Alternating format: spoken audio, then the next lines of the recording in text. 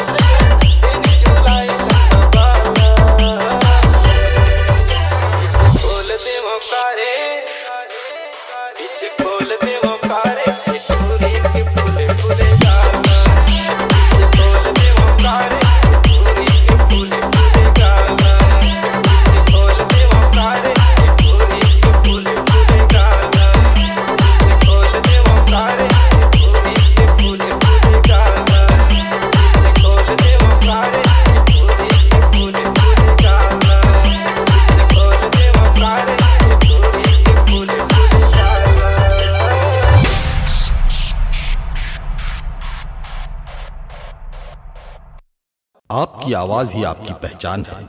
यदि आप अपनी आवाज को एक नया आयाम देना चाहते हैं तो चले आइए मल्टी ट्रैक डिजिटल रिकॉर्डिंग के लिए AVM audio video studio, Khamtarai, Raipur. Mobile number 9301523929 और 7869646201।